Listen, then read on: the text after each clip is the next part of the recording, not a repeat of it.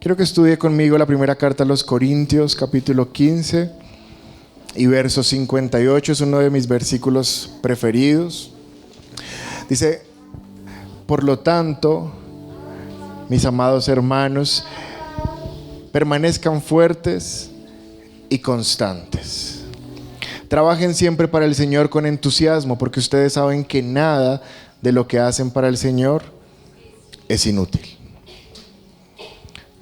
Por lo tanto, mis amados hermanos, permanezcan fuertes y constantes. Diga conmigo: fuertes y constantes.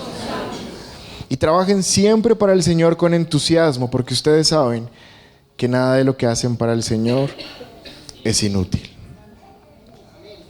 Dígale a alguien que tenga cerca: nada de lo que hacemos para Dios es inútil. Estar en esta mañana en este lugar no es inútil, es bueno. Y si quiere ponerle un título a la palabra, puede ponerle fuertes y constantes. Porque Dios nos ha llamado a tener una iglesia que sea fuerte y constante, y que trabaje siempre para el Señor con entusiasmo, porque ustedes saben que nada de lo que hacen para el Señor es inútil.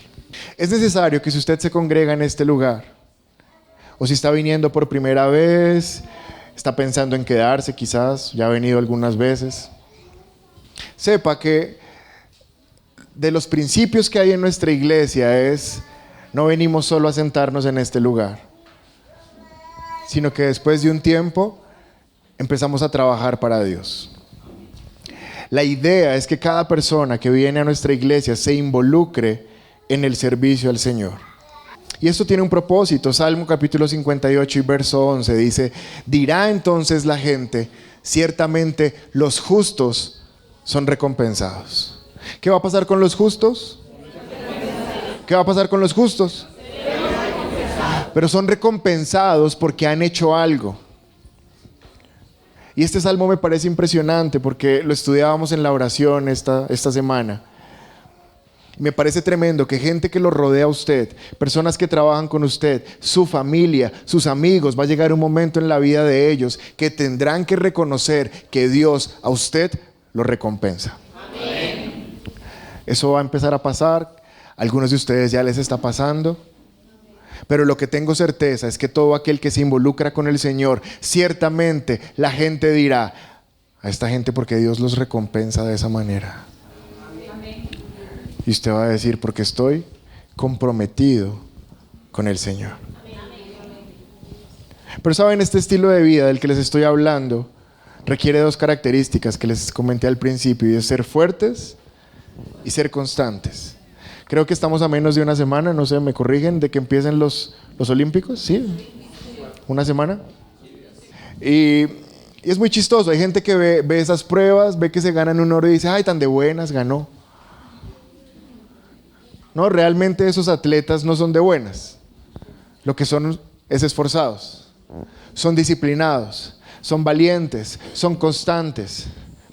Hay documentales de niños orientales, japoneses, chinos, campeones olímpicos que usted ve, los entrevistan cuando tienen 3, 4, 5 años, empiezan a entrenar duro, tienen claro que van a su colegio, pero de ahí salen y van a un entrenamiento, y entrevistan niños de 5, 6 años y les preguntan: ¿por qué haces eso? En vez de estar en tu casa jugando con peluches, con carritos, con tus amigos, ¿por qué estás haciendo eso? Y ¿saben qué responden? Quiero una medalla de oro olímpica. Niños de 5 años tienen claros que en 10 o 12 años ellos tienen claro lo que quieren. Pero ¿saben qué pasa frecuentemente con nosotros? Que como no sabemos para dónde vamos, no trabajamos fuertes y constantes por lo que Dios nos ha dicho que hagamos. Y la invitación en esta mañana es a tener un cambio. Y en Corintios, en el capítulo 16, versos 13 y 14, Pablo nos da 5 recomendaciones que yo se las quiero entregar a ustedes hoy. Hay 5 recomendaciones que está diciendo Pablo y se las quiero compartir. La primera dice: estén alerta, permanezcan firmes en la fe, sean valientes, sean fuertes y hagan todo con amor. ¿Las puede leer conmigo? Estén alerta, permanezcan firmes en la fe, sean valientes, sean fuertes y hagan todo con amor. Quiero que escuche este sonido.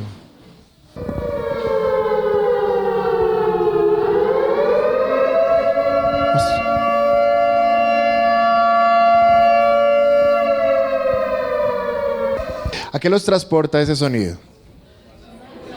Bueno, les voy a contar. Estábamos viendo un documental esta semana acerca de la bomba de Nagasaki. No sé si alguien lo pudo ver. Y estaban mostrando cómo en esa guerra fuerte en que estaban Estados Unidos contra Japón, Japón era una potencia muy fuerte y no se rendía. Y entonces Estados Unidos dijo, la única manera de doblarles la voluntad es con armas atómicas. Y sueltan la primera bomba en Hiroshima y muere una cantidad de personas. Pero el segundo lugar donde iban a soltar la bomba atómica no era Nagasaki, era otro pueblo. El caso es que cuando van en el avión y van a soltar la bomba sobre la otra ciudad, está muy nublado. Entonces tienen que abortar la misión, pero ya tienen que soltar la bomba o tienen que soltarla porque esa es la misión. Entonces le preguntan al que maneja los radares y esas cosas, ¿qué hacemos? Y él dice, tengo visión de otra ciudad. No es la planeada, pero hay que soltarla sobre esa porque no podemos volver con la bomba nuclear. Y entonces empiezan a acercarse y como no está planeado, ustedes saben que en esas guerras hay inteligencia y hay cosas, pero no está planeado que Hiroshima sea la ciudad donde va a caer la bomba atómica. Entonces cuando ven sobrevolar el avión, nadie se asusta. Porque los aviones que sobrevolaban a veces estaban mirando cómo estaba la atmósfera, cómo estaba el clima, si iba a llover. Y toda la gente que está ahí en ese lugar está tranquila porque piensa que el avión que trae la bomba es un avión de reconocimiento simplemente. O sea que estas alarmas, que si ustedes ponen mucha atención, son unas alarmas específicas. Ese tipo de alarma es típica cuando es un arma nuclear. Ese tipo de alarma es típica cuando va a haber un bombardeo sobre una ciudad. Pero esa alarma no sonó ese día en Hiroshima.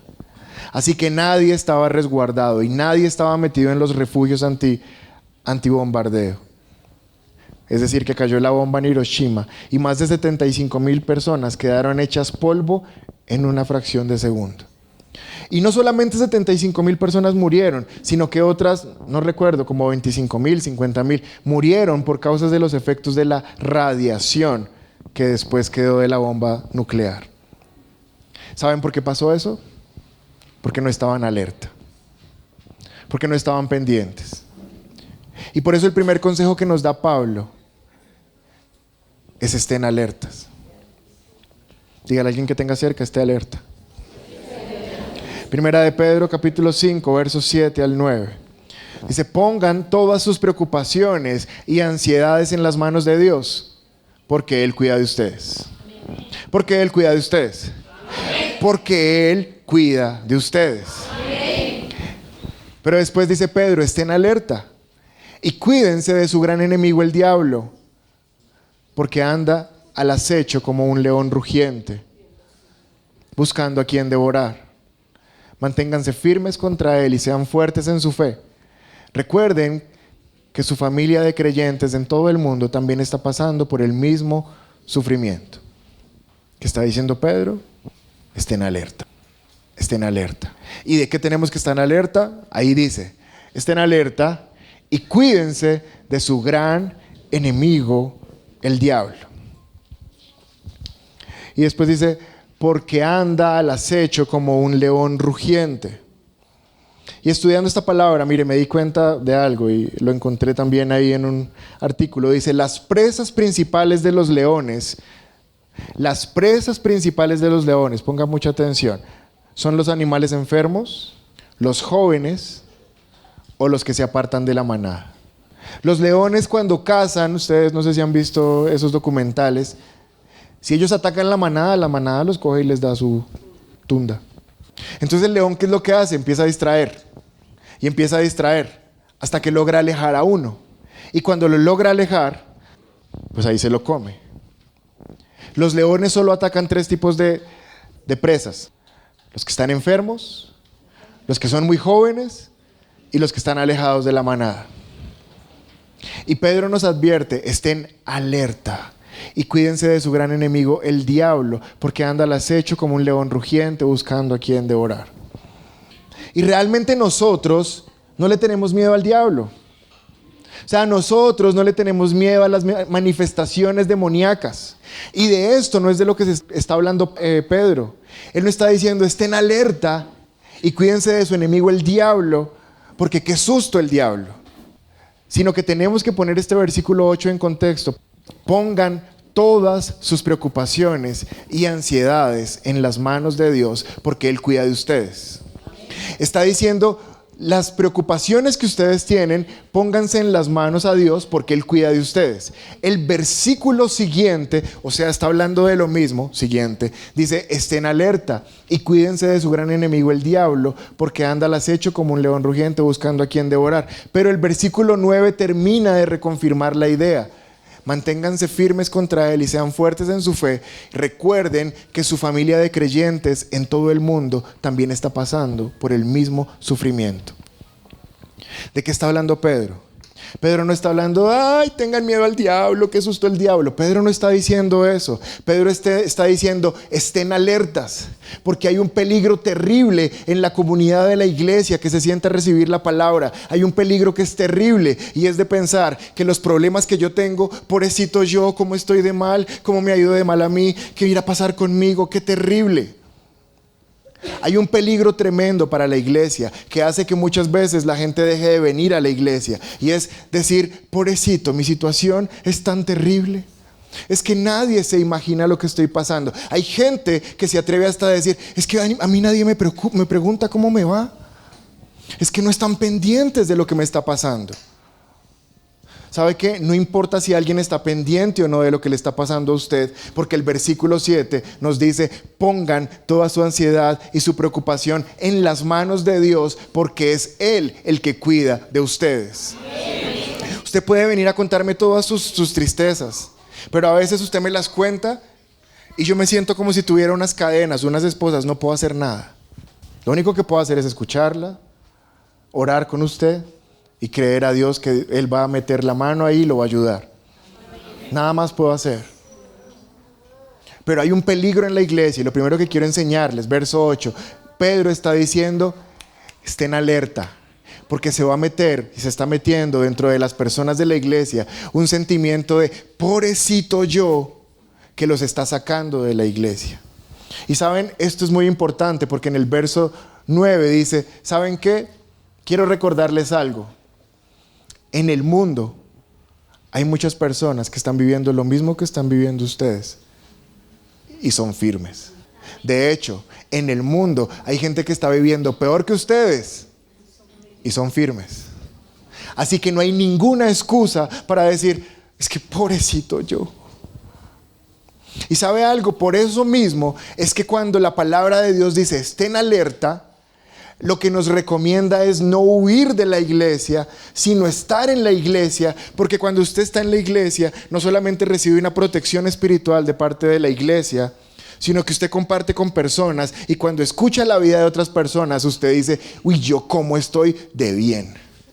Por eso Pablo y Pedro están diciendo, estén alertas, porque el diablo es muy inteligente, y el diablo va a poner en personas, casi en todos nosotros pone un sentimiento de autocompasión. No sé si a usted le ha pasado, a mí sí me ha pasado. ¿Sabe? Es peligroso ese sentimiento de conmiseración, de pobrecito yo. Es peligroso. No sé si usted recuerda cuando Elías, Jezabel lo amenaza y le dice, te va a matar porque mataste a mis 450 profetas. De mañana no pasas, profeta infeliz. Y Elías dice, ay Dios mío. Elías acaba de orar por fuego y cae fuego del cielo y mata a 450 profetas. Y Elías se va para un desierto y dice, Dios mío, quítame la vida, merezco morir, porque yo soy el único que queda. Y Dios le dice, Elías, párese de ahí, deje la bobada, porque hay 700 profetas que todavía tengo y no se han rendido delante de Baal. Usted no es el único. Tengo 700 más que como usted siguen peleando contra Baal. Hay un peligro tremendo en la vida cristiana y es creer que porque estamos en la iglesia ya todo se va a arreglar. Creer que ahora todo es color de rosa porque vengo y canto el domingo en la iglesia y ahora leo la Biblia. No se engañen. La palabra de Dios dice, nadie los engañe. En el mundo tendrán aflicciones, pero confíen que yo ya vencí al mundo. ¿Están entendiendo, sí o no?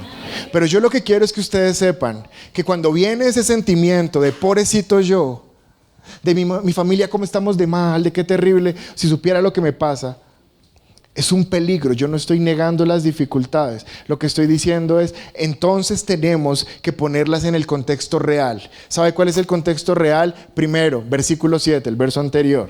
Pongan todas sus preocupaciones y ansiedades en las manos de Dios porque Él cuida de ustedes. Ese es el primer contexto de cuando nos sentimos mal. Es Dios el que cuida de ustedes. ¿Cuántos pueden creer que Dios cuida de ustedes? Eso es lo primero, pero el segundo contexto, siguiente versículo. El segundo contexto es, recuerden que en la familia de creyentes en todo el mundo también están pasando por el mismo sufrimiento. No somos los únicos. No somos los únicos que tenemos dificultades. Pero qué peligroso es, escuche algo, qué peligroso es sentirse el centro de la película, el centro del universo. El centro del universo no somos nosotros, es Dios. Hay que poner el enfoque en donde es. Después, Pablo dice, primer versículo, estén alerta. 1 Corintios 16:13 dice, estén alerta. Y después dice, permanezcan firmes en la fe. Firmes en la fe. Romanos 10:17 dice, así que la fe viene por el oír, es decir, por oír la buena noticia acerca de Cristo. Y quiero explicarles algo. Hay dos cosas diferentes. Una cosa es tener fe. Porque aquí todos me van a decir, yo tengo fe. Y yo les creo. Pero otra cosa muy diferente es estar firme en la fe. Es diferente. Una cosa es tener fe y otra cosa es estar firme en la fe. ¿Saben algo? Porque hay personas que no saben la palabra de Dios y aún así tienen fe. De hecho, hay personas que tienen fe en cosas que ni siquiera son Dios. Y es fe. Porque es confianza. Y lo que quiero aclarar en esta mañana es que no necesitamos solamente tener fe, sino que necesitamos estar firmes en la fe.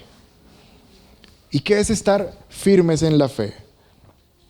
Filipenses capítulo 1, verso 27 dice, entonces sea que vuelva a verlos o solamente tenga noticias de ustedes, sabré que están firmes y unidos en un mismo espíritu y propósito, luchando juntos por la fe, es decir, la buena noticia. ¿Qué es estar firmes en la fe? Estar firmes en la fe es estar firmes en la buena noticia. ¿Y qué es la buena noticia? Estar firmes en la fe es estar firmes en la palabra de Dios. Es estar firmes en la palabra de Dios. ¿Saben por qué es bien complicado? Que personas que vienen a la iglesia empiezan a atravesar situaciones complicadas y uno les pregunta, ¿cómo está? ¿Está bien? ¿Está fortalecido en Dios? Y dice, sí, igual, usted sabe que la palabra dice que el que madruga a Dios le ayuda. Eso no es estar firmes en la fe. Eso es tener fe. ¿Ven la diferencia? Es tener fe, pero no están firmes en la fe. Porque no están firmes es en la palabra. No están firmes en el conocimiento de lo que la Escritura de Dios nos dice. Así que hay un peligro tremendo. Por ejemplo, usted puede empezar a orar y orar y orar. Orar 1 hora, 2 horas, 3 horas, 4 horas, 5 horas. Pero usted está orando y no le mete palabra a su oración. Usted puede que esté orando en fe, pero no está orando firme en la fe. Porque la oración tiene que ser escritural. La oración tiene que ser pegada en lo que la palabra de Dios dice, no en lo que nosotros decimos. Entonces Pablo está dando dos consejos. El primero es estén alerta. No dejen que su alma y sus sentimientos los gobiernen. Pongan sus problemas en contexto y van a ver que Dios cuida de ustedes. Pero lo segundo que dice es, estén firmes en la fe. Quiero volver a leer este versículo. Entonces, sabré que están firmes y unidos en un mismo espíritu y propósito, luchando juntos por la fe. Luchando juntos por la fe, es decir, por la buena noticia. Necesitamos una iglesia firme en la palabra de Dios. Un profesor del seminario nos decía esta semana, ¿ustedes por qué dicen que son de sana doctrina? ¿Porque creen en el Padre, el Hijo y el Espíritu Santo? Hay varias religiones que también. ¿Porque creen que Cristo se hizo hombre? Otras religiones también. porque creen que se fue y resucitó, otras religiones también. Así que si ustedes me dicen que esa es su sana doctrina, yo les puedo decir, están muy básicos. Los pueden engañar, los pueden confundir. Necesitamos una iglesia que cada vez se interesa más por la palabra. Que si dicen hay un discipulado, dicen vamos a ese discipulado. Que si la iglesia dice vamos a hacer otro módulo de seminario, vamos a ese seminario. Que si la iglesia dice los miércoles en la noche de estudio bíblico, vamos al estudio bíblico, porque lo que necesitamos es palabra. Necesitamos es palabra. ¿Saben? Una de las razones por la cual otras religiones nos critican mucho a los cristianos es porque somos muy emocionales. Vamos a orar. Temblamos, lloramos, gritamos, nos caemos. Emoción. Pero a la hora de ir al fondo, que es la palabra, muy poca palabra. Muy poca estructura sólida, muy poco conocimiento de verdad. ¿Saben algo? Pablo les decía, yo no, con ustedes no puedo hablar como gente grande, me toca hablarles como a niños. Me toca darles una leche como de tarro, porque donde les dé carne, después me toca hacerles una maniobra que se llama Heimlich para sacarles el pedazo de carne que se les atoró. Yo no les puedo dar carne, me toca pura leche. ¿Saben algo? Yo le pido a Dios que esta iglesia, que coma sólido, que no se quede solamente en las cosas básicas. La palabra de Dios dice, dejemos ya las cosas básicas, que si somos salvos, que si no somos salvos, pasemos ese capítulo. Y sobre los cimientos de la salvación pongamos un cimiento sólido, que es la palabra de Dios. Porque el tiempo es corto, los días se acercan. Y fuimos llamados con un propósito. Tenemos que salir a conquistar más personas para Cristo. Pero no lo podemos hacer si nosotros mismos no estamos firmes en la fe.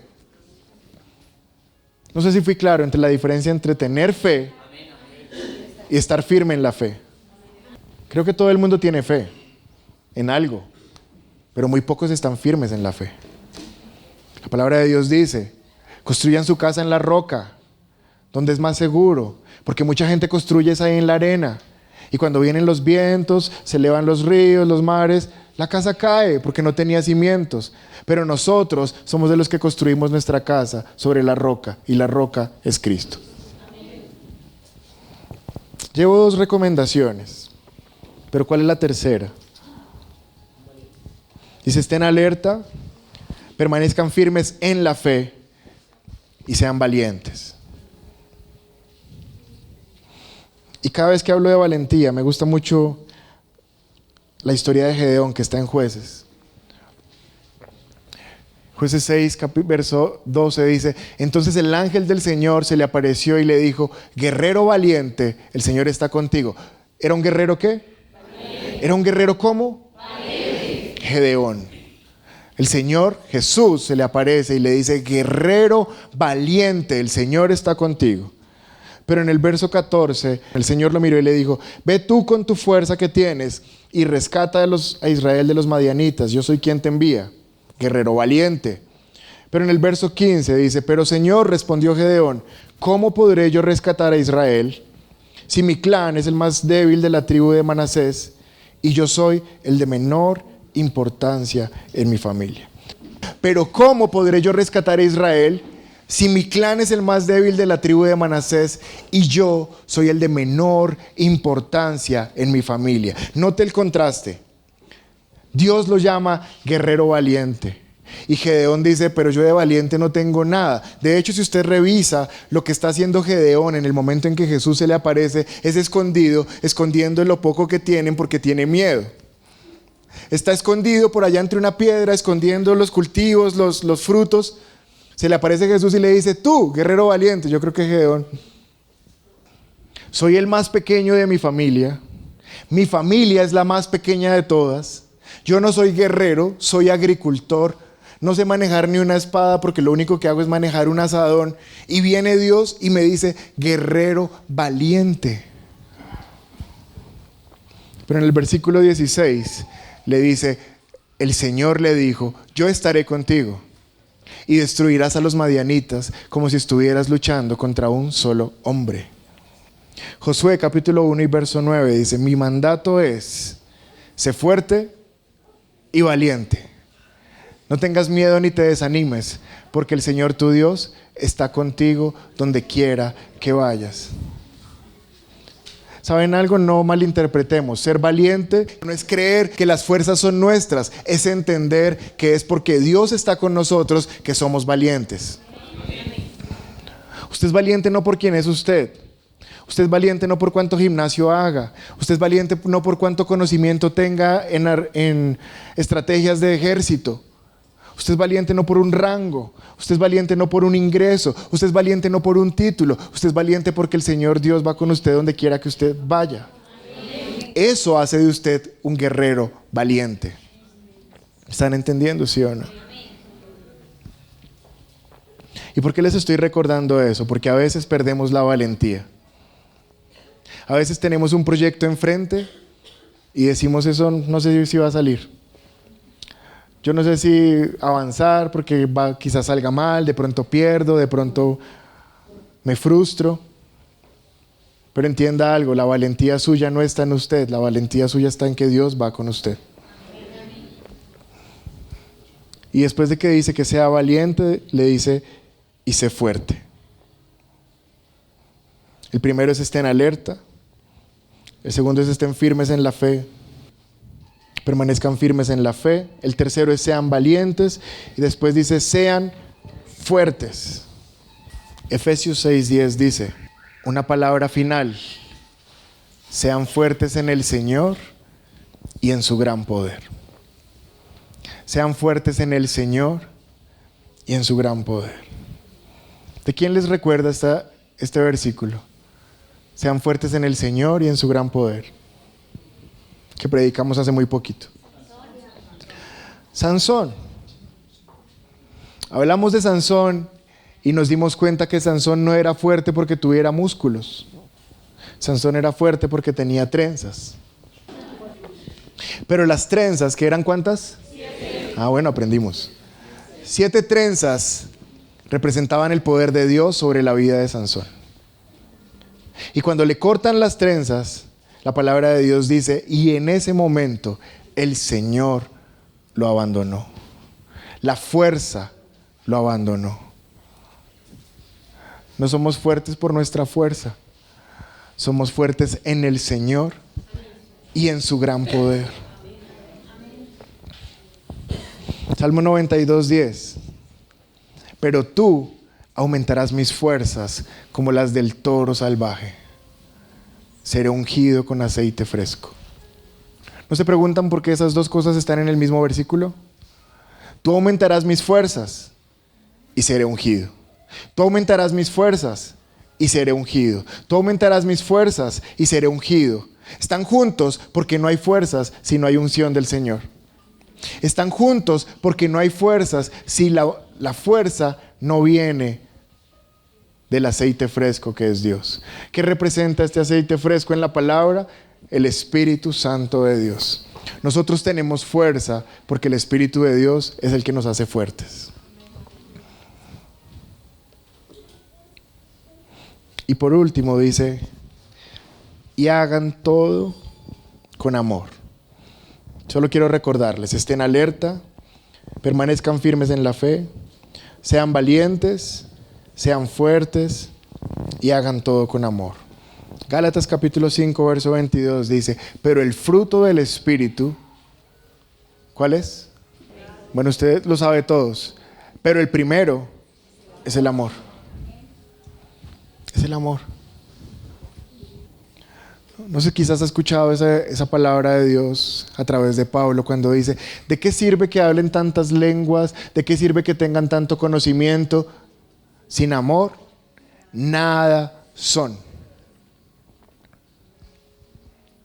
Pero aquí hay una pequeña confusión que yo quiero aclarar, que está en Romanos capítulo 5 y verso 5. Dice, porque el amor de Dios ha sido derramado en nuestros corazones por el Espíritu Santo que nos fue dado. Después de que ustedes han aceptado a Jesús en su corazón, los que ya lo aceptaron y los que son salvos, el regalo que viene de parte de Dios es el Espíritu Santo. ¿Saben eso, verdad?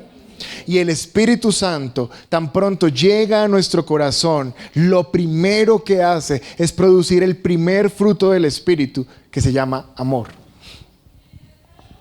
Es por eso que una persona que ha nacido de nuevo y que tiene a Jesús en su corazón, le cambia la manera de ver la vida. Alguien le dice, mire, estoy pasando por esta prueba, esta dificultad. Y uno dice, ¿cómo le puedo ayudar? ¿Les ha pasado, sí o no? Pero cuando alguien tiene el Espíritu de Dios en su corazón, hay un fruto que se llama amor. Uno ya no puede ver las personas caminando, pasando con necesidad, porque uno quiere ayudar. Y este amor que ha sido derramado del Espíritu Santo a nuestros corazones es un indicativo, y con esto termino, es un indicativo para saber si usted de verdad ya nació de nuevo o no. Si usted tiene a Dios en su corazón, Él va a poner en ustedes una necesidad de transmitir el amor a otras personas que Él les ha dado a ustedes. ¿Sabe? Lo primero que se lleva el Espíritu de Dios de alguien que conoce a Jesús y nace de nuevo, lo primero que se lleva, ahora bien sus oídos, quiero ponerlo en su corazón bien grande con mayúscula y rojo, lo primero que se lleva a Dios es el egoísmo. Es el yo soy y esto es mío y esta es mi familia y conmigo no, por favor, no se meta mucho y eso se va cuando Dios entra en el corazón. Y solo quiero decir una cosa más. Ese es el espíritu que Dios ha puesto en esta iglesia.